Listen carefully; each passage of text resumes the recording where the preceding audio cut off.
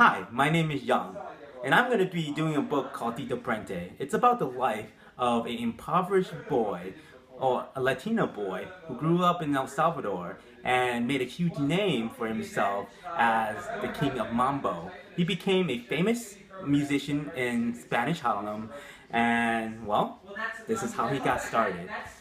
I really like this book because it has a lot of culturally relevant relevancy. A lot of us who are going to go into the teaching profession are expected to have a huge population of Latino students in our classroom. As such, we have to engage them and give them material that are of interest to them. One reason why culturally relevant text is important is because children can identify with the main characters. And as we know as readers, if we can identify with the text that's being read, we can understand it more, we can comprehend it better, and it makes the reading experience much more successful. I really like the book because it has both Spanish and English. If let's say a child comes into your classroom and he already has a great deal of knowledge reading in Spanish, he can use the Spanish as a point of reference to understand English. For example, if a student is having trouble understanding the concept of a passage in English, he or she can look onto the Spanish passage and derive meaning from there. It has a lexical complexity level of 740L, which puts it on the latter part of third grade and early fourth grade. And it also has a rate or complexity readability level of third grade as well. I've chosen this book as a means to teach vocabulary instruction. It's useful to teach vocabulary instruction because it's not overly complex and students can use the Spanish text to construct the meaning of what the word means in English. I'll give an example in my mock lesson. Alright class, today we are going to be reading a book called Tito Puente. It's about the life of an impoverished El Salvadoran child who worked really hard at his goal and became a great musician because of his hard work. Alright, it's a great book, I love it. It's a winner of a medal called Vera Pelpri, which means Arthur did an outstanding job at writing about Latin American culture. What I really want you guys to focus on today is these 5 words. These are all words that you'll find in the book. And the reason why I chose these these words is because they're multi-syllable and, to most third graders, they might find it a little bit difficult, right? I'm going to say the words and you guys are going to repeat after me, all right? Can I get claps if you guys understand? Good job, all right. All right, the first word is mambo. Mambo. All right, mambo is a type of music involving percussion, string instruments, mostly the guitar, and it sometimes, actually a lot of times, it involves dance. Usually, the music comes with a dance. So, windowsill is the next word. Can anyone tell me what windowsill is, or what you guys think windowsill is? Try breaking up the word window and sill. What do you guys think windowsill is? Window. Raise your hands. Sill. Anyone? Jake? It's things next to the window. Good. Thing.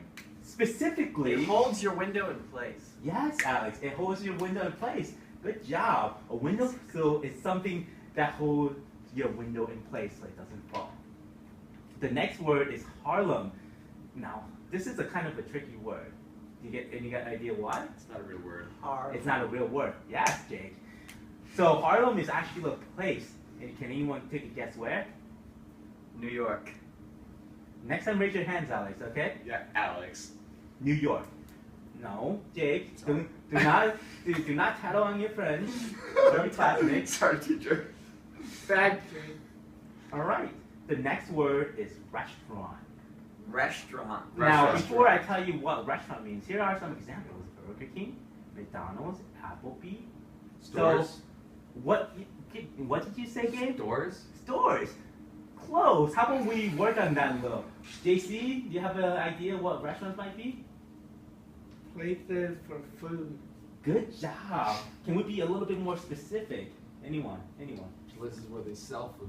Yes, Gabe. Good Places job. where they- Next time, remember, raise your hand. Places where they bring you food. Yes, they bring you food too. Oh. Last word is one of the most important words in this book. It's called orchestra. Orchestra. Orchestra. Good. Orchestra. All right. Of course, an orchestra is a group of people who come together that plays various instruments to make music. And Tito Puente played in a lot of orchestras before he became famous. And the more orchestras he played in, the more famous he got because the better he got. All right? So I want you guys to all look for these words while reading. When you hear the words, do a big clap like this. Let's try that. Good job. All right. All right, Gabe, why don't you start us off? Tito Puente. Good. Mambo King.